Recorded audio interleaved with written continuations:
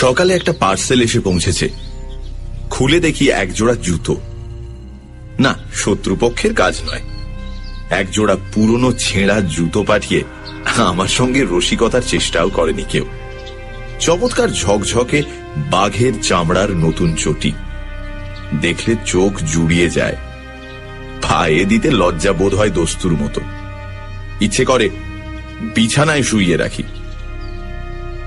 কিন্তু জুতো জোড়া পাঠালো কে? কোথাও অর্ডার দিয়েছিলাম বলেও তো মনে পড়ছে না। আর বন্ধুদের সবকটাকেই তো চিনি। বিনামূল্যে এমন এক জোড়া জুতো পাঠানোর মতো দরাজ মেজাজ এবং ট্যাঁক কারুর আছে বলেও জানি না। তাহলে ব্যাপারটা কি? খুব আশ্চর্য হব কিনা ভাবছি, এমন সময় একখানা সবুজ রঙের কার্ড চোখে পড়ল। উইথ বেস্ট কমপ্লিমেন্টস অফ রাজা বাহাদুর N.R. চৌধুরী, রামগঙ্গা এস্টেট। আর তখনই মনে পড়ে গেল। মনে পড়ল 8 মাস আগেকার এক আরণ্যক ইতিহাস, একটি বিচিত্র শিকার কাহিনী। রাজা বাহাদুরের সঙ্গে আলাপের ইতিহাসটা ঘোলাটে, সূত্রগুলো এলোমেলো। যতদূর মনে হয় আমার এক সহপাঠী তার এস্টেটে চাকরি করত। তারই যোগাযোগে রাজা বাহাদুরের এক জন্মবাসরে আমি একটা কাব্য সম্বর্ধনা জ্ঞাপন করেছিলাম। ঈশ্বরগুপ্তের অনুপ্রাস চুরি করে যে প্রশস্তি রচনা করেছিলাম তার 2 লাইন এইরকম: ত্রিভুবন প্রভাকর ওহে প্রভাকর, গুণবান মহিয়ান হে রাজেন্দ্রবর, ভূতলে অতুল কীর্তি রামচন্দ্র সম, অরাতি দমন ওহে তুমি নিরুপম। কাব্য চর্চার ফললাভ হলো একেবারে নগদ নগদ। পড়েছি আকবরের সভাসদ আব্দুর রহিম খান খানান হিন্দি কবি গঙ্গের 4 লাইন কবিতা শুনে 4 লক্ষ টাকা পুরস্কার দিয়েছিলেন। দেখলাম সে নবাবী মেজাজের ঐতিহ্যটা গুণবান মহিয়ান অরাতি দমন মহারাজ এখনো বজায় রেখেছেন। আমার মতো দিনাতি দিনের উপরেও রাজ দৃষ্টি পড়ল। তিনি আমাকে ডেকে পাঠালেন, প্রায় চা খাওয়াতে লাগলেন। তারপর সামান্য একটা উপলক্ষ করে দামি একটা সোনার হাতঘড়ি উপহার দিয়ে বসলেন এক সময়। সেই থেকে রাজা বাহাদুর সম্পর্কে অত্যন্ত কৃতজ্ঞ হয়ে আছি আমি। নিছক কবিতা মেলাবার জন্য বিশেষণগুলো ব্যবহার করেছিলাম, এখন সেগুলোকেই মন প্রাণ দিয়ে বিশ্বাস করতে শুরু করেছি। রাজা বাহাদুরকে আমি শ্রদ্ধা করি, আর গুণগ্রাহী লোককে শ্রদ্ধা করাই তো স্বাভাবিক। বন্ধুরা বলে মোসাহেব, কিন্তু আমি জানি ওটা নিছক গায়ের জ্বালা। আমার সৌভাগ্যে ওদের ঈর্ষা, তা আমি পরোয়া করি না। নৌকা বাঁধতে হলে বড় গাছ দেখে বাঁধাই ভালো, অন্তত ছোটখাটো ঝড়ঝাপটার আঘাতে সম্পূর্ণ নিরাপদ। তাই মাস 8 আগে রাজা বাহাদুর যখন শিকারে তার সহযাত্রী হওয়ার জন্য আমাকে নিমন্ত্রণ জানালেন, তখন আমি ঠেলতে পারলাম না। কলকাতার সমস্ত কাজকর্ম ফেলে ঊর্ধ্বশ্বাসে বেরিয়ে পড়া গেল। তাছাড়া গোরা সৈন্যদের মাঝে মাঝে রাইফেল উঁচিয়ে শকুন মারতে দেখা ছাড়া শিকার সম্বন্ধে কোনো স্পষ্ট ধারণাই নেই আমার। সেদিক থেকেও মনের ভেতরে গভীর এবং নিবিড় একটা প্রলোভন ছিল।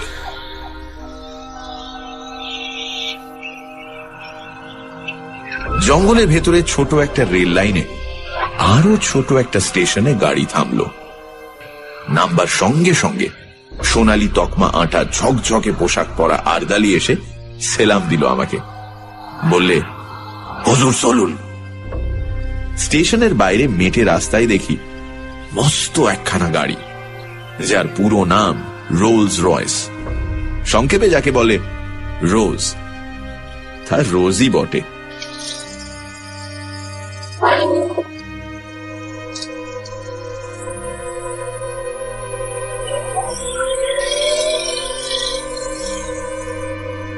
মাটিতে চললো না রাজহাঁসের মতো হাওয়ায় ভেসে গেল, সেটা ঠিক ঠাহর করে উঠতে পারলাম না। চামড়ার খটখটে গদি নয়, লাল মখমলের কুশন। হেলান দিতে সংকোচ হয়, পাছে মাথার সস্তা নারকেল তেলের দাগ ধরে যায়। আর বসবার সঙ্গে সঙ্গেই মনে হয় সমস্ত পৃথিবীটা নিচের মাটির ডেলার মতো গড়িয়ে যাক, আমি এখানে সুখে এবং নিশ্চিন্তে ঘুমিয়ে পড়তে পারি। হাঁসের মতো ভেসে চলল রোজ, মেটে রাস্তায় চলেছে, অথচ এতটুকু ঝাঁকুনি নেই। ইচ্ছে হলো একেবারে ঘাড় বার করে দেখি গাড়িটা ঠিক মাটি দিয়েই চলেছে না দুহাত ওপর দিয়ে উড়ে চলেছে ওর চাকাগুলো। পথের দুপাশে তখন নতুন একটা জগতের ছবি, সবুজ শালবনের আড়ালে আড়ালে চা বাগানের বিস্তার, চকচকে উজ্জ্বল পাতার শান্ত শ্যামল সমুদ্র, দূরে আকাশের গায়ে কালো পাহাড়ের রেখা। ক্রমশ চা বাগান শেষ হয়ে এলো, পথের দুপাশে ঘন হয়ে দেখা দিতে লাগলো অবিচ্ছিন্ন শালবন। একজন আরদালি জানালো, হুজুর, ফরেস্ট এসে পড়েছে। ফরেস্টই বটে। পথের ওপর থেকে সূর্যের আলো সরে গেছে, এখন শুধু শান্ত আর বিষণ্ণ ছায়া। রাত্রির শিশির এখনো ভিজিয়ে রেখেছে পথটাকে। রোজের নিঃশব্দ চাকার নিচে মড়মড় করে সাড়া তুলছে শুকনো শালের পাতা। বাতাসে গুঁড়ো গুঁড়ো বৃষ্টির মতো শালের ফুল ঝরে পড়ছে পথের পাশে, উড়ে আসছে গায়ে। কোথা থেকে চকিতের জন্য ময়ূরের তীক্ষ্ণ চিৎকার ভেসে এলো। দুপাশে নিবিড় শালের বন, কোথাও কোথাও ভেতর দিয়ে খানিকটা দৃষ্টি চলে, কখনো কখনো বুনো ঝোপে আচ্ছন্ন। মাঝে মাঝে এক এক টুকরো কাঠের গায়ে লেখা 1935, 1940। মানুষ বনকে শুধু উচ্ছন্ন করতে চায় না, তাকে বাড়াতেও চায়। এই সব প্লটে বিভিন্ন সময় নতুন করে শালের চারা রোপণ করা হয়েছে, এ তারই নির্দেশ। বনের রূপ দেখতে দেখতে চলেছি। মাঝে মাঝে ভয় যে করছিল না এমন নয়। এই ঘন জঙ্গলের মধ্যে হঠাৎ যদি গাড়ির ইঞ্জিন খারাপ হয়ে যায়, আর তাক বুঝে যদি লাফ মারে একটা বুনো জানোয়ার, তাহলে তাহলে পকেটের ফাউন্টেন পেনটা ছাড়া আত্মরক্ষার আর কোনো অস্ত্র টস্ত্র সঙ্গে নেই। শেষটায় আর থাকতে না পেরে জিজ্ঞাসা করে বসলাম, হ্যাঁ, এখানে বাঘ আছে? ওরা অনুকম্পার হাসি হাসলো।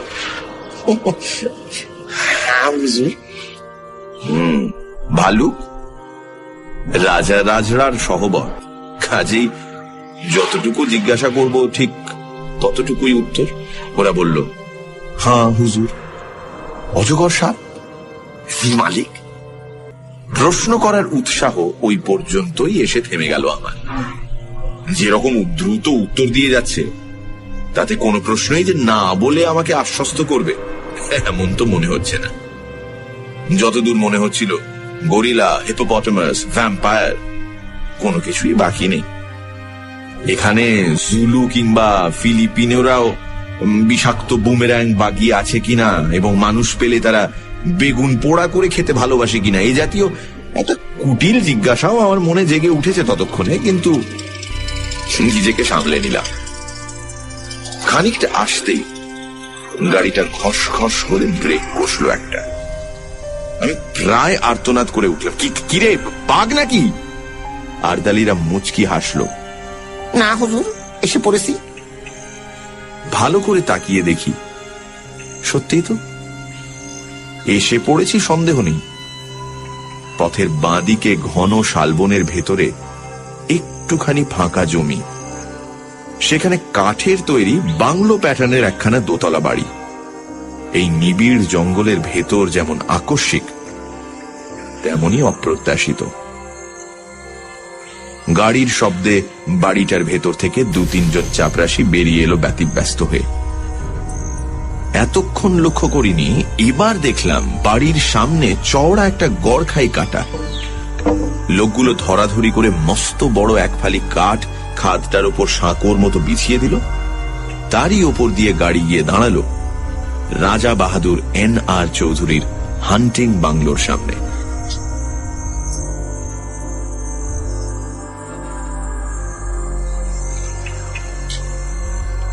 আরে আরে কি সৌভাগ্য, রাজা বাহাদুর স্বয়ং এসে বারান্দায় দাঁড়িয়েছেন আমার অপেক্ষায়।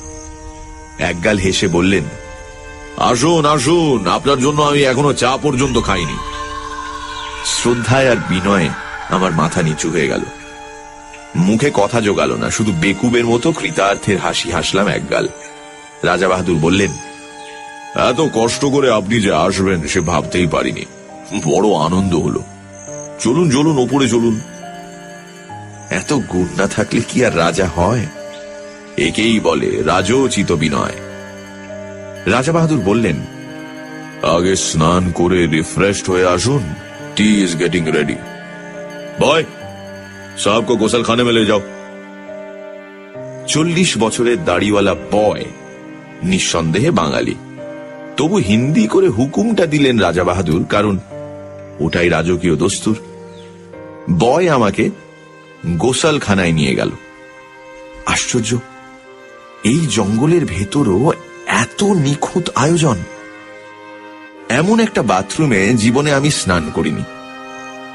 ব্র্যাকেটে 3-4 খানা সদ্য পাট ভাঙা নতুন তোয়ালে, 3টে দামি সোপ কেসে 3 রকমের নতুন সাবান, র্যাকে দামি দামি তেল, লাইম জুস, অতিকায় বাথটাব, ওপরে ঝাঁঝরি, নিচে টিউবওয়েল থেকে পাম্প করে এখানে ধারা স্নানের ব্যবস্থা।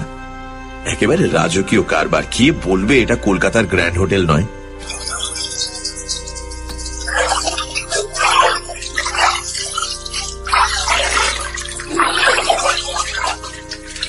স্নান হয়ে গেল।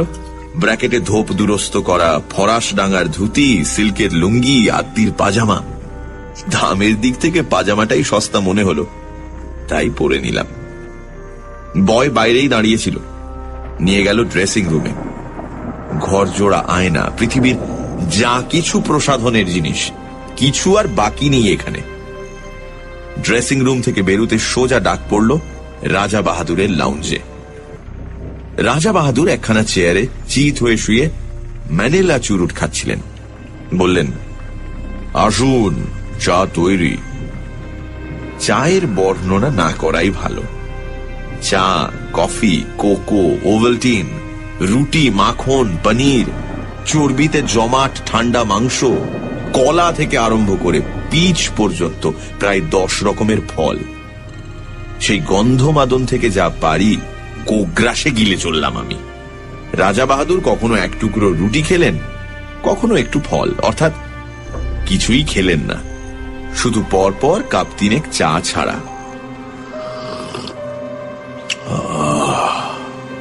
তারপর আরেকটা চুরুট ধরিয়ে বললেন, একবার জানলা দিয়ে চেয়ে দেখুন। দেখলাম। প্রকৃতির এমন অপূর্ব রূপ জীবনে আর দেখিনি। ঠিক জানলার নিচেই মাটিটা খাড়া 300-400 ফুট নেমে গেছে। বাড়িটা যেন ঝুলে আছে সেই রাক্ষসের শূন্যতার উপর। তলায় দেখা যাচ্ছে ঘন জঙ্গল, তার মাঝ দিয়ে পাহাড়ি নদীর একটা সংকীর্ণ নীলোজ্জ্বল রেখা। যতদূর দেখা যায় বিস্তীর্ণ অরণ্য চলেছে প্রসারিত হয়ে, তার সীমান্তে নীল পাহাড়ের প্রহরা। আমার মুখ দিয়ে বেরুল, চমৎকার। রাজা বাহাদুর বললেন, রাইট, আপনারা কবি মানুষ, আপনাদের তো ভালো লাগবেই। আমারই মাঝে মাঝে কবিতা লিখতে ইচ্ছে করে মশাই, কিন্তু নিচের ওই যে জঙ্গলটি দেখতে পাচ্ছেন, ওটি বড় সুবিধের জায়গা নয়। টেরাইয়ের ওয়ান অফ দি ফিয়ার্সেস্ট ফরেস্টস, একেবারে প্রাগ ঐতিহাসিক হিংস্রতার রাজত্ব। আমি সভয়ে জঙ্গলটার দিকে তাকালাম। ওয়ান অফ দ্য ফিয়ার্সেস্ট, কিন্তু ভয় পাওয়ার মতো কিছু তো দেখতে পাচ্ছি না। 400 ফুট নিচে ওই অতিকায় জঙ্গলটাকে একটা নিরবচ্ছিন্ন বেঁটে গাছের ঝোপ বলে মনে হচ্ছে। নদীর রেখাটাকে দেখাচ্ছে উজ্জ্বল একখানা পাতার মতো। আশ্চর্য সবুজ, আশ্চর্য সুন্দর।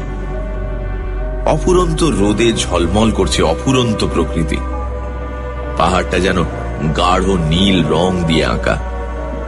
মনে হয় উপর থেকে ঝাঁপ দিয়ে পড়লে ওই স্তব্ধ গম্ভীর অরণ্য যেন আদর করে বুকে টেনে নেবে, রাশি রাশি পাতার একটা নরম বিছানার উপর।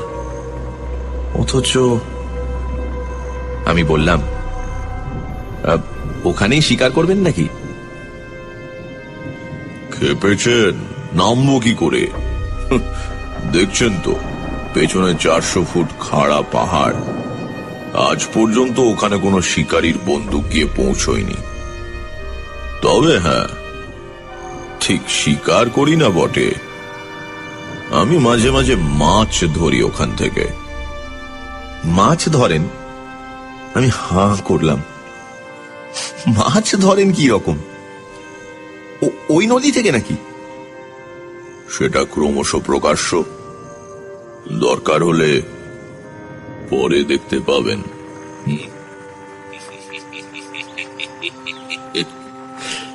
রাজা বাহাদুর রহস্যময় ভাবে মুখ টিপে হাসলেন। আপাতত শিকারের আয়োজন করা যাক, কিছু না জুটলে মাছের চেষ্টাই করা যাবে। তবে ভালো টোপ ছাড়া আমার পছন্দ হয় না, আর তাতে অনেক হাঙ্গামা। কিছু বুঝতে পারছি না। রাজা বাহাদুর জবাব দিলেন না, শুধু হাসলেন।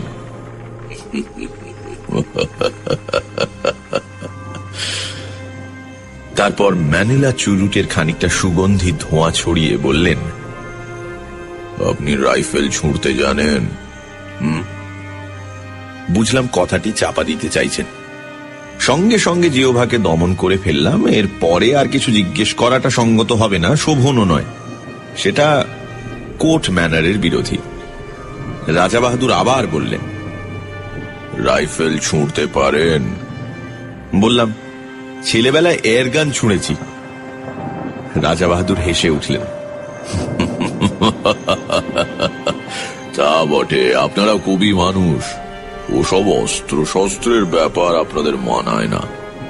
আমি অবশ্য 12 বছর বয়সে রাইফেল হাতে তুলে নিয়েছিলাম। তা আপনি চেষ্টা করে দেখুন না, কিছু শক্ত ব্যাপার নয়। উঠে দাঁড়ালেন রাজা বাহাদুর, ঘরের একদিকে এগিয়ে গেলেন। তাকে অনুসরণ করে আমি দেখলাম এ শুধু লাউঞ্জ নয়, রীতিমতো একটা ন্যাচারাল মিউজিয়াম এবং অস্ত্রাগার। খাওয়ার টেবিলে নিমগ্ন ছিলাম বলে এতক্ষণ দেখতে পাইনি, নইলে এর আগেই চোখে পড়া উচিত ছিল। চারিদিকে সারি সারি নানা আকারের আগ্নেয়াস্ত্র, গোটা চারেক রাইফেল, ছোট বড় নানা রকম চেহারা। একটা হুকের সঙ্গে খাপে আঁটা একজোড়া রিভলভার ঝুলছে। তার পাশেই ঝুলছে খোলা একখানা লম্বা শেফিল্ডের তলোয়ার। সূর্যের আলোর মতো তার ফলার নিষ্কলঙ্ক রং। মোটা চামড়ার বেল্টে ঝকঝকে পেতলের কার্তুজ, রাইফেলের, রিভলভারের। জরিদার খাপে খানতিনেক নেপালি ভোজালি, আর দেয়ালের গায়ে হরিণের মাথা, ভালুকের মুখ, নানা রকমের চামড়া, বাঘের, সাপের, হরিণের, গো সাপের। একটা টেবিলে অতিকায় হাতির মাথা, দুটো বড় বড় দাঁত এগিয়ে আছে সামনের দিকে। বুঝলাম এরা রাজা বাহাদুরের বীর কীর্তির নিদর্শন। ছোট একটা রাইফেল তুলে নিলেন রাজা বাহাদুর, বললেন, এটা লাইট জিনিস, তবে ভালো রিপিটার, অনায়াসে বড় বড় জানোয়ার ঘায়েল করতে পারে। আমার কাছে অবশ্য সবই সমান, লাইট রিপিটার যা, হাউইৎজা কামানো তাই। তবু সৌজন্য রক্ষার জন্য বলতে হলো, বাহ, তবে তো চমৎকার জিনিস। রাজা বাহাদুর রাইফেলটা বাড়িয়ে দিলেন আমার দিকে। তাহলে চেষ্টা করুন, লোড করাই আছে, ছুড়ুন ওই জানলা দিয়ে। আমি সভয়ে 3 পা পিছিয়ে গেলাম। জীবনে বেকুবি অনেক করেছি, কিন্তু তার পরিমাণটা আর বাড়াতে প্রস্তুত নই। যুদ্ধ ফেরত এক বন্ধুর মুখে তার রাইফেল ছোঁড়ার প্রথম অভিজ্ঞতা শুনেছিলাম। পড়ে গিয়ে পা ভেঙে নাকি তাকে 1 মাস বিছানায় শুয়ে থাকতে হয়েছিল। নিজেকে যতদূর জানি, আমার ফাঁড়া শুধু পা ভাঙার ওপর দিয়েই কাটবে বলে মনে হয় না। বললাম, ওটা এখন থাক, পরে হবে না হয়। রাজা বাহাদুর মৃদু কৌতুকের হাসি হাসলেন, বললেন, এখন ভয় পাচ্ছেন, কিন্তু একবার ধরতে শিখলে আর ছাড়তে চাইবেন না। হাতে থাকলে বুঝবেন কত বড় শক্তিমান আপনি। You can easily face all the rascals of. হঠাৎ তার চোখ ঝকঝক করে উঠল, মৃদু হাসিটা মিলিয়ে গিয়ে শক্ত হয়ে উঠল মুখের পেশিগুলো। And a rival. মুহূর্তে বুকের রক্ত হিম হয়ে গেল আমার। রাজা বাহাদুরের দু চোখে বন্য হিংসা। রাইফেলটা এমন শক্ত মুঠিতে বাগিয়ে ধরেছেন যেন সামনে কাউকে গুলি করবার জন্য তৈরি হচ্ছেন তিনি। উত্তেজনার ঝোঁকে আমাকেই যদি লক্ষ্য ভেদ করে বসেন, তাহলে আতঙ্কে দেওয়ালে ঠেস দিয়ে দাঁড়িয়ে গেলাম আমি। কিন্তু ততক্ষণে মেঘ কেটে গেছে। রাজা রাজড়ার মেজাজ। রাজা বাহাদুর হাসলেন। ওয়েল, পরে আপনাকে তালিম দেওয়া যাবে। সবই তো রয়েছে, যেটা খুশি আপনি ট্রাই করতে পারেন। চলুন এখন বারান্দায় গিয়ে বসা যাক। Let's have some energy. প্রাতরাশেই প্রায় বিন্ধ্য পর্বত উদরসাৎ করা হয়েছে, আর কি হলে এনার্জি সঞ্চিত হবে বোঝা শক্ত। কিন্তু কথাটা বলেই রাজা বাহাদুর বাইরের বারান্দার দিকে পা বাড়িয়েছেন, সুতরাং আমাকেও পিছু নিতে হলো। বাইরের বারান্দায় বেতের চেয়ার, বেতের টেবিল। এখানে ঢোকবার পর এমন সব বিচিত্র রকমের আসরে বসছি যে আমি প্রায় নার্ভাস হয়ে উঠেছি। তবু যেন বেতের চেয়ারে বসতে পেয়ে খানিকটা সহজ অন্তরঙ্গতা অনুভব করা গেল। এটা অন্তত চেনা জিনিস। আর বসবার সঙ্গে সঙ্গে বোঝা গেল এনার্জি কথাটার আসল তাৎপর্য কি। বেয়ারা তৈরি ছিল, ট্রেতে করে একটি ফেনিল ও গ্লাস সামনে এনে রাখল। অ্যালকোহলের উগ্র গন্ধ ছড়িয়ে গেল বাতাসে। রাজা বাহাদুর স্মিত হাস্যে বললেন, চলবে? সবিনয়ে জানালাম, তবে বিয়ার আনবে? একেবারে মেয়েদের ড্রিঙ্ক। নেশা হবে না?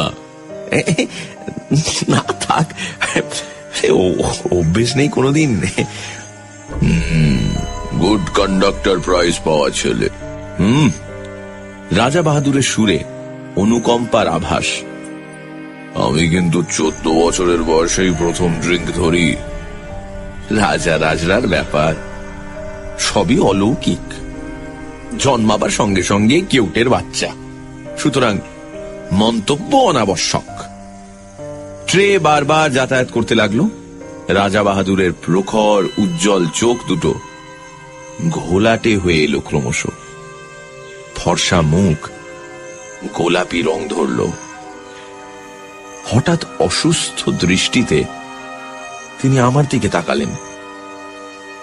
আচ্ছা, বলতে পারেন আপনি রাজা নন কেন?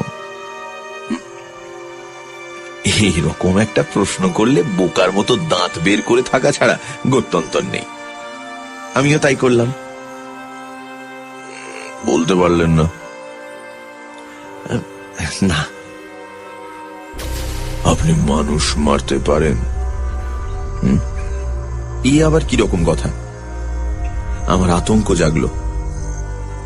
না। তাহলে বলতে পারবেন না। You are absolutely hopeless.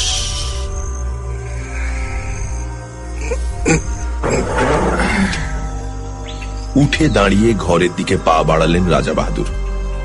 বলে গেলেন, I pity you, I pity you. বুঝলাম নেশাটা চড়েছে। আমি আর কথা বাড়ালাম না, চুপ করে বসে রইলাম সেখানে। খানিক পরেই ঘরের ভেতরে নাক ডাকার শব্দ।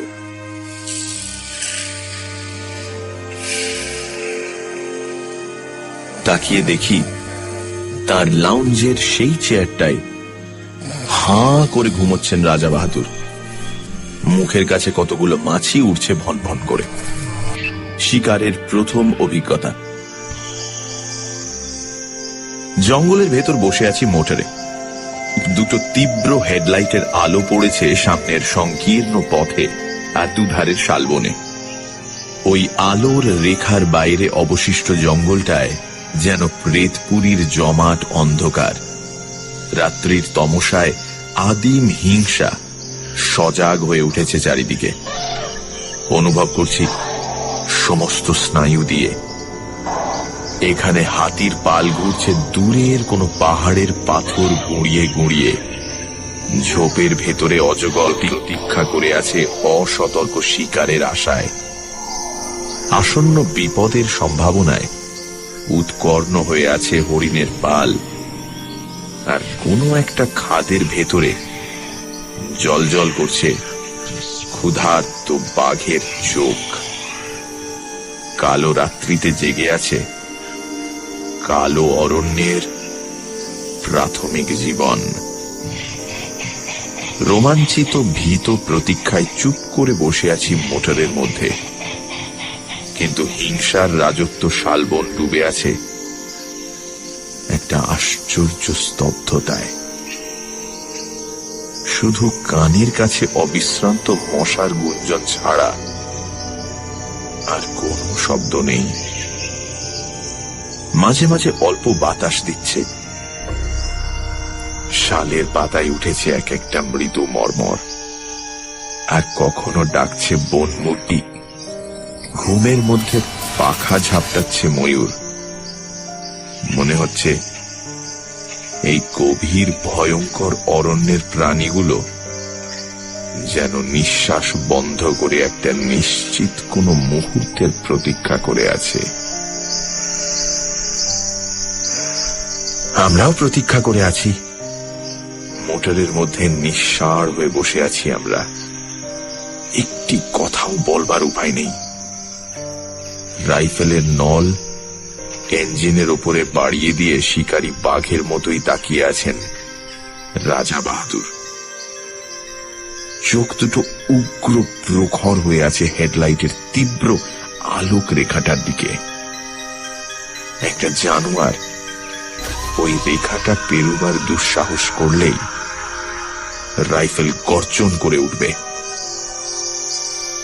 কিন্তু জঙ্গলের সেই আশ্চর্য স্তব্ধতা। অরণ্য যেন আজ রাত্রে বিশ্রাম করছে। একটি রাত্রের জন্য ক্লান্ত হয়ে জানোয়ারগুলো ঘুমিয়ে পড়েছে খাদের ভেতরে, ঝোপের আড়ালে। কেটে চলেছে মন্থর সময়। রাজা বাহাদুরের হাতের রেডিয়াম ডায়াল ঘড়িটা একটা সবুজ চোখের মতো জ্বলছে। রাত 1:30 পেরিয়ে গেছে। ক্রমশ উসখুস করছেন উৎকীর্ণ রাজা বাহাদুর। না, হোপলেস, আজ আর পাওয়া যাবে না। বহু দূর থেকে একটা তীক্ষ্ণ গম্ভীর শব্দ, হাতির ডাক, ময়ূরের পাখা ঝাপটানি চলছে মাঝে মাঝে। এক ফাঁকে একটা পেঁচা চেঁচিয়ে উঠল। রাত্রি ঘোষণা করে গেল শিয়ালের দল। কিন্তু কোথায় বাঘ, কোথায় বা ভাল্লুক? অন্ধকার বনের মধ্যে দ্রুত কতগুলো ছুটন্ত কুকুরের আওয়াজ। পালিয়ে গেল হরিণের পাল। কিন্তু কোনো ছায়া পড়ছে না আলোকবৃত্তের ভেতরে। মশার কামড় যেন অসহ্য হয়ে উঠেছে। বৃথাই গেল রাতটা। রাজা বাহাদুরের কণ্ঠস্বরে পৃথিবীর সমস্ত বিরক্তি ভেঙে পড়ল। ডেভিলস লাক। সিটের পাশ থেকে একটা ফ্লাস্ক তুলে নিয়ে ঢক ঢক করে ঢাললেন গলাতে।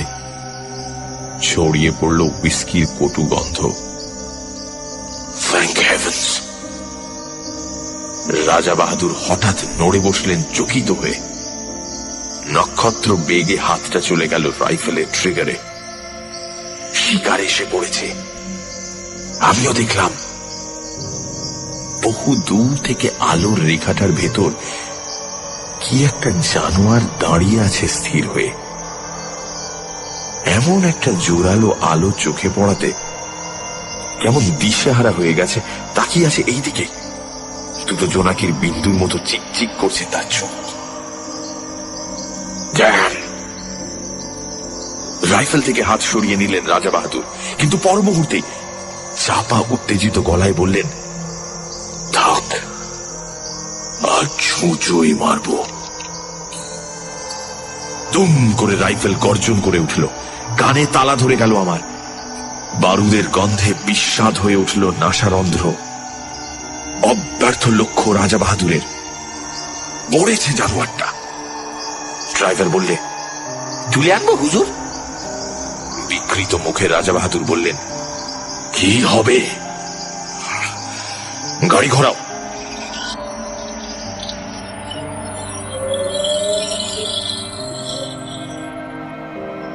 রেডিয়াম ডায়ালের সবুজ আলোয় রাত 3টে। গাড়ি ফিরে চলল হান্টিং বাংলোর দিকে। একটা ম্যানিলা চুরুট ধরিয়ে রাজা বাহাদুর আবার বললেন, কিন্তু কি আশ্চর্য, জঙ্গল যেন রসিকতা শুরু করেছে আমাদের সঙ্গে।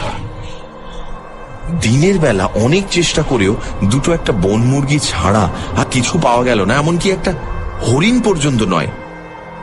নাইট শুটিং এ সেই অবস্থা। পরপর 3 রাত্রি জঙ্গলের নানা জায়গায় গাড়ি থামিয়ে চেষ্টা করা হলো, কিন্তু নগদ লাভ যা ঘটল তা অমানুষিক মশার কামড়। জঙ্গলের হিংস্র জন্তুর সাক্ষাৎ মিলল না বটে, কিন্তু মশাগুলো চিনতে পারা গেল। এমন সাংঘাতিক মশা যে পৃথিবীর কোথাও থাকতে পারে, এতদিন এ ধারণা ছিল না আমার। তবে মশার কামড়ের ক্ষতিপূরণ চলতে লাগলো গন্ধমাদন উজাড় করে।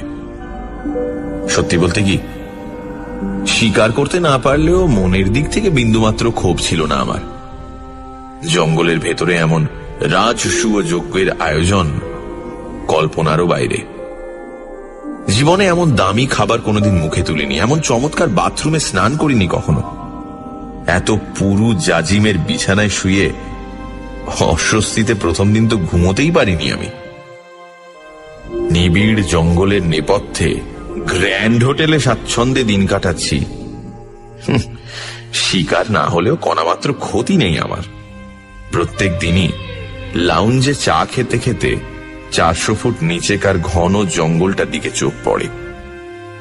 সকালের আলো দিয়ে উদ্ভাসিত শ্যামলতা দিগন্ত পর্যন্ত বিস্তীর্ণ হয়ে আছে অপরূপ প্রসন্নতায়।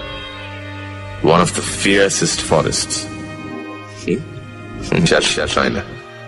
তাকিয়ে তাকিয়ে দেখি বাতাসে আকার অবয়বহীন পত্রাবরণ সবুজ সমুদ্রের মতো দুলছে, চক্র দিচ্ছে পাখির দল। এখান থেকে মৌমাছির মতো দেখায় পাখিগুলোকে। জানলার ঠিক নিচেই ইস্পাতের ফলার মতো পাহাড়ি নদীটার নীলিমোজ্জ্বল রেখা দুটো একটা নুড়ি ঝকমক করে মণিখণ্ডের মতো। বেশ লাগে। তারপরেই চমক ভাঙে আমার। তাকিয়ে দেখি ঠোঁটের কোণে ম্যানিলা চুরুট পুড়ছে। অস্থির চঞ্চল পায়ে রাজা বাহাদুর ঘরের ভেতর পায়চারি করছেন। চোখে মুখে একটা চাপা আক্রোশ, ঠোঁট দুটোয় নিষ্ঠুর কঠিনতা।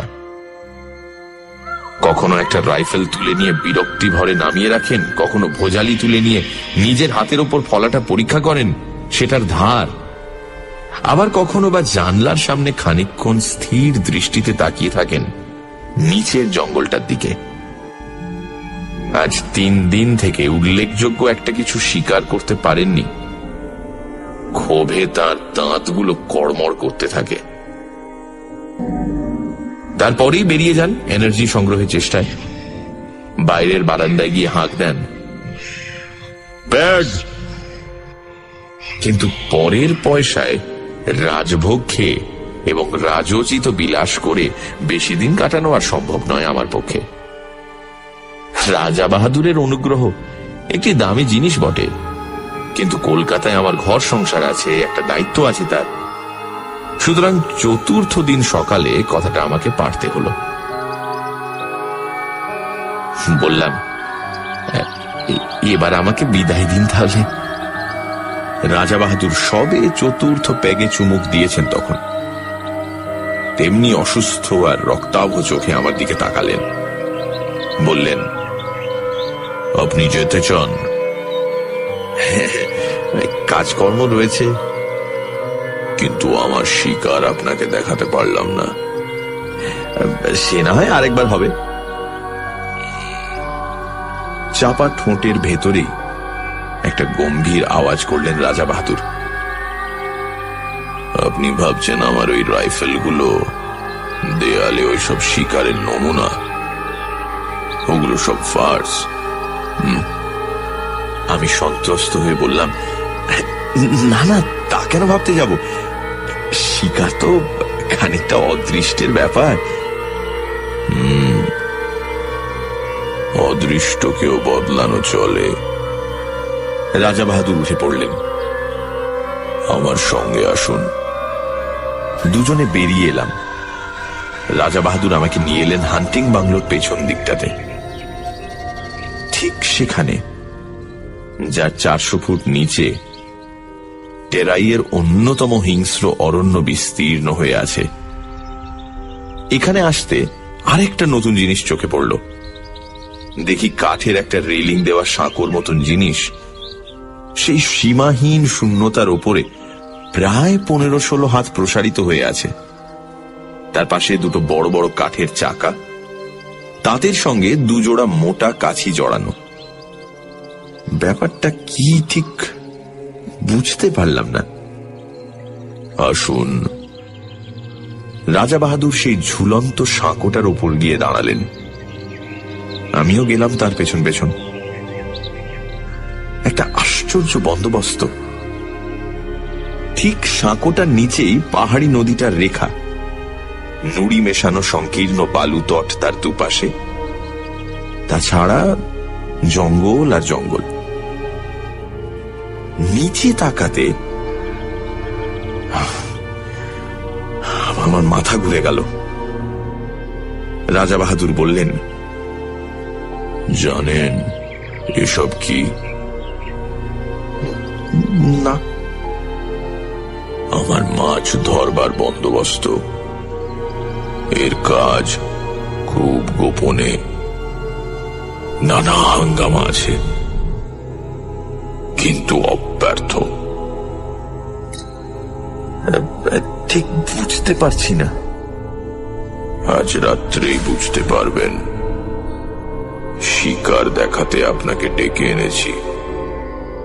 নতুন একটা শিকার দেখাবো, কিন্তু কোনো দিন এর কথা কারো কাছে প্রকাশ করতে পারবেন না। কিছু না বুঝেই মাথা নাড়লাম। না। তাহলে আজ রাতটা অবধি থাকুন, কাল সকালেই আপনার গাড়ির ব্যবস্থা করব। রাজা বাহাদুর আবার হান্টিং বাংলোর সম্মুখের দিকে এগোলেন। কাল সকালের পর এমনিতেই আপনারা আর এখানে থাকা চলবে না। একটা কাঠের সাঁকো, দুটো কপিকলের মতো জিনিস, মাছ ধরার ব্যবস্থা। কাউকে বলা যাবে না এবং কাল সকালেই চলে যেতে হবে। সবটা মিলিয়ে যেন রহস্যের খাস মহল একেবারে। আমার কেমন এলোমেলো লাগতে লাগলো সমস্ত, কিন্তু ভালো করে জিজ্ঞাসা করতে পারলাম না। রাজা বাহাদুরকে বেশি প্রশ্ন করতে কেমন অস্বস্তি লাগে আমার, অনধিকার চর্চা মনে হয়।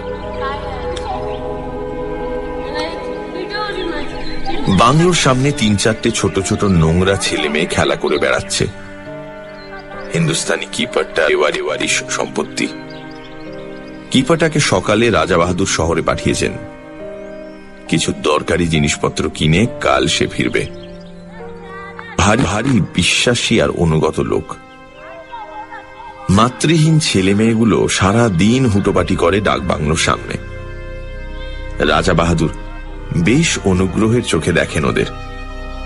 দোতলার জানলা থেকে পয়সা, রুটি কিংবা বিস্কুট ছুঁড়ে দেন। নিচে ওরা সেগুলো নিয়ে কুকুরের মতো লোফালুফি করে।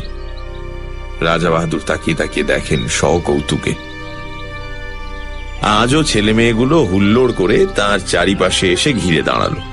বললে, হুজুর সেলাম। রাজা বাহাদুর পকেটে হাত দিয়ে কতগুলো পয়সা ছড়িয়ে দিলেন ওদের ভেতরে। হরির লুঠের মতো কাড়াকাড়ি পড়ে গেল। বেশ ছেলে মেয়েগুলি, 2 থেকে 8 বছর পর্যন্ত বয়স। আমার ভারী ভালো লাগে ওদের। আরণ্যক জগতের শাল শিশুদের মতো সতেজ আর জীবন্ত প্রকৃতির ভেতর থেকে প্রাণ আহরণ করে যেন বড় হয়ে উঠেছে। সন্ধ্যায় ডিনার টেবিলে বসে আমি বললাম, আজ রাত্রে মাছ ধরবার কথা আছে আপনার। চোখের কোণা দিয়ে আমার দিকে তাকালেন রাজা বাহাদুর। লক্ষ্য করেছি আজ সমস্ত দিন বড় বেশি মদ খাচ্ছেন আর ক্রমাগত চুরুট টেনে চলেছেন। ভালো করে আমার সঙ্গে কথা পর্যন্ত বলেননি। ভেতরে ভেতরে কিছু একটা ঘটে চলেছে তার। রাজা বাহাদুর সংক্ষেপে বললেন, আমি সসংকোচে জিজ্ঞাসা করলাম, কখন হবে? এক মুখ ম্যানিলা চুরুটের ধোঁয়া ছড়িয়ে তিনি জবাব দিলেন, সময় হলে ডেকে পাঠাবো। এখন আপনি গিয়ে শুয়ে পড়ুন, স্বচ্ছন্দে কয়েক ঘন্টা ঘুমিয়ে নিতে পারেন। শেষ কথাটা পরিষ্কার আদেশের মতো শোনালো। বুঝলাম আমি বেশিক্ষণ আর তার সঙ্গে কথা বলি এ তিনি চান না। তাড়াতাড়ি শুয়ে পড়তে বলাটা অতিথি পরায়ণ গৃহস্থের অনুনয় নয়, রাজার নির্দেশ, এবং সে নির্দেশ পালন করতে বিলম্ব না করাই ভালো। কিন্তু অতি নরম জাজিমের বিছানায় শুয়েও ঘুম আসছে না। মাথার ভিতর আবর্তিত হচ্ছে অসংলগ্ন চিন্তা। মাছ ধরা, কাঠের সাঁকো, কপিকল, অত্যন্ত গোপনীয়, অতলস্য। তারপর এপাশ ওপাশ করতে করতে কখন যে চৈতন্য আচ্ছন্ন হয়ে এলো তা আমি নিজেই টের পাইনি। মুখের উপর ঝাঁঝালো একটা টর্চের আলো পড়তে আমি ধড়মড় করে উঠে পড়লাম। রাত তখন কটা ঠিক জানি না। আরণ্যক পরিবেশে নির্জনতা আবির্ভূত। বাইরে শুধু তীব্র কণ্ঠ ঝিঁঝির ডাক। আমার গায়ে বরফের মতো ঠান্ডা একটা হাত পড়েছে কার। সে হাতের স্পর্শে পা থেকে মাথা পর্যন্ত শিউরে গেল আমার। রাজা বাহাদুর বললেন, সময় হয়েছে, চলুন। আমি কি বলতে যাচ্ছিলাম, ঠোঁটে আঙুল দিলেন রাজা বাহাদুর। কোনো কথা নয়, আসুন। এই গভীর রাত্রে এমনই নিঃশব্দে আহ্বান, সবটা মিলিয়ে একটা রোমাঞ্চকর উপন্যাসের পটভূমি তৈরি হয়েছে যেন। কেমন একটা অস্বস্তি, এটা অনিশ্চিত ভয়ে গা ছমছম করতে লাগলো আমার। মন্ত্রমুগ্ধের মতো রাজা বাহাদুরের পেছন পেছন বেরিয়ে এলাম। হান্টিং বাংলোটা অন্ধকার, একটা মৃত্যুর শীতলতা ঢেকে রেখেছে তাকে। এক টানা ঝিঁঝির ডাক, চারিদিকে অরণ্যে কান্নার শব্দের মতো পত্র। গভীর রাত্রিতে জঙ্গলের মধ্যে মোটর থামিয়ে বসে থাকতে আমার ভয় করেছিল, আজও ভয় করছে। কিন্তু এ ভয়ের চেহারা আলাদা। এর মধ্যে আরেকটা কি যেন মিশে আছে, ঠিক বুঝতে পারছি না, অথচ পাও সরতে চাইছে না আমার। মুখের উপরে একটা টর্চের আলো, রাজা বাহাদুরের হাতের স্পর্শটা বরফের মতো ঠান্ডা, ঠোঁটে আঙুল দিয়ে নীরবতার সেই দুর্বোধ্য কুটির সংকেত। টর্চের আলোয় পথ দেখিয়ে রাজা বাহাদুর আমাকে সেই ঝুলন্ত সাঁকোটার কাছে নিয়ে এলেন। দেখি তার উপরে শিকারের আয়োজন, দুখানা চেয়ার পাতা, দুটো তৈরি রাইফেল, দুজন বেয়ারা, একটা কপি কলের চাকা ঘুরিয়ে কি একটা জিনিস নামিয়ে দিচ্ছে নিচের দিকে। এক মুহূর্তের জন্য রাজা বাহাদুর তার 9 সেলের হান্টিং টর্চটা নিচের দিকে ফ্ল্যাশ করল। প্রায় 250 ফুট নিচে সাদা পুঁটলির মতো কি একটা জিনিস কপি কলের দড়ির সঙ্গে নেমে যাচ্ছে দ্রুত বেগে। আমি বললাম, ওটা কি রাজা বাহাদুর? মাছের টোপ। কিন্তু এখনো কিছু বুঝতে পারছি না। একটু পরে বুঝবেন, এখন চুপ করুন। এবারে স্পষ্ট ধমক দিলেন আমাকে। মুখ দিয়ে ভক ভক করে হুইস্কির তীব্র গন্ধ বেরোচ্ছে। রাজা বাহাদুর প্রকৃতিস্থ নেই, আর কিছুই বুঝতে পারছি না আমি। আমার মাথার ভেতর সব যেন গন্ডগোল হয়ে গেছে। একটা দুর্বোধ্য নাটকের নির্বাক দ্রষ্টার মতো রাজা বাহাদুরের পাশের চেয়ারটাতে আসন নিলাম আমি। ওদিকে ঘন কালো বনান্তের উপর ভাঙা চাঁদ দেখা দিল। তার খানিকটা ম্লান আলো এসে পড়ল 400 ফুট নিচের নদীর জলে, তার ছড়ানো মণিখণ্ডের মতো নুড়িগুলোর উপরে। আবছা ভাবে যেন দেখতে পাচ্ছি কপিকলের দড়ির সঙ্গে বাঁধা সাদা পুঁটলিটা অল্প অল্প নড়ছে বালির উপরে। এক হাতে রাজা বাহাদুর রাইফেলটা বাগিয়ে ধরে আছেন, আরেক হাতে মাঝে মাঝে আলো ফেলছেন নিচের পুঁটলিটা। চকিত আলোয় যেটুকু মনে হচ্ছে পুঁটলিটা যেন জীবন্ত, অথচ কি জিনিস কিছু বুঝতে পারছি না। এটা কি মাছের টোপ? কিন্তু কি এ মাছ? আর এ কিসের টোপ? আবার সেই স্তব্ধতার প্রতীক্ষা। মুহূর্ত কাটছে, মিনিট কাটছে, ঘন্টা কাটছে। রাজা বাহাদুরের টর্চের আলো বারে বারে পিছলে পড়ছে নিচের দিকে। দিগন্ত প্রসার হিংস্র অরণ্য ভাঙা ভাঙা জ্যোৎস্নায় দেখাচ্ছে তরঙ্গিত একটা সমুদ্রের মতো। নিচের নদীটা ঝকঝক করছে যেন একখানা খাপ খোলা তলোয়ার। অবাক বিস্ময়ে আমি বসে আছি। মিনিট কাটছে, ঘন্টা কাটছে, টোপ ফেলে মাছ ধরছেন রাজা বাহাদুর, অথচ সব ধোঁয়াটে লাগছে আমার। কান পেতে শুনছি ঝিঝির ডাক, দূরে হাতির গর্জন, শালপাতার মর্মর। এই প্রতীক্ষার তত্ত্ব আমার কাছে দুর্বোধ্য। শুধু হুইস্কি আর ম্যানিলা চুরুটের গন্ধ এসে লাগছে আমার। মিনিট কাটছে, ঘন্টা কাটছে, রেডিয়াম ডায়াল ঘড়ির কাঁটা চলেছে ঘুরে। ক্রমশ যেন সম্মোহিত হয়ে গেলাম, ক্রমশ যেন।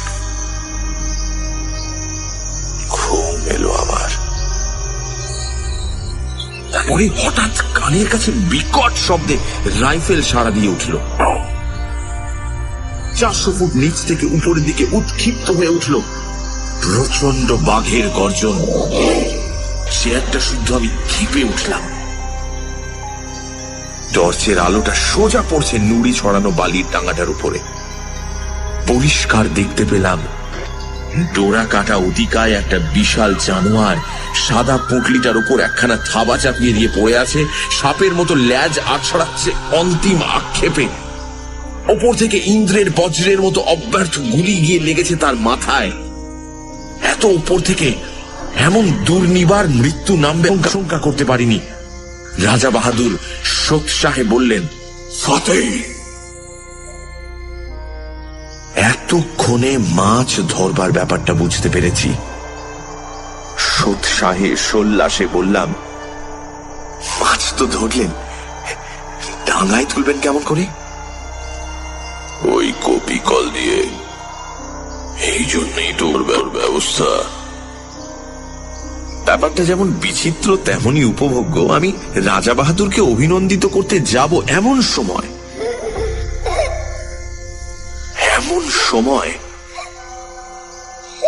পরিষ্কার শুনতে পেলাম শিশুর গোঙানি, ক্ষীণ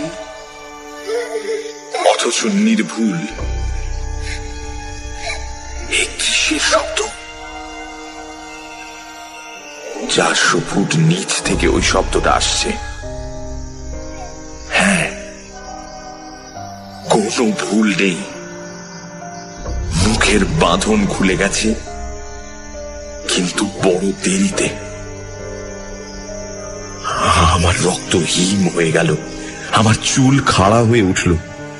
আমি পাগলের মতো চিৎকার করে উঠলাম, রাজা বাহাদুর! কিসের টোপ আপনার? কি দিয়ে আপনি মাছ ধরলেন? চুপ! একটা কালো রাইফেলের নল আমার বুকে ঠেকালেন রাজা বাহাদুর।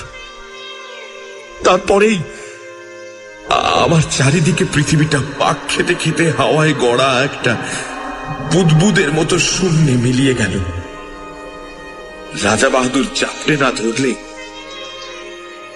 400 ফুট নিচে পড়ে যেতাম।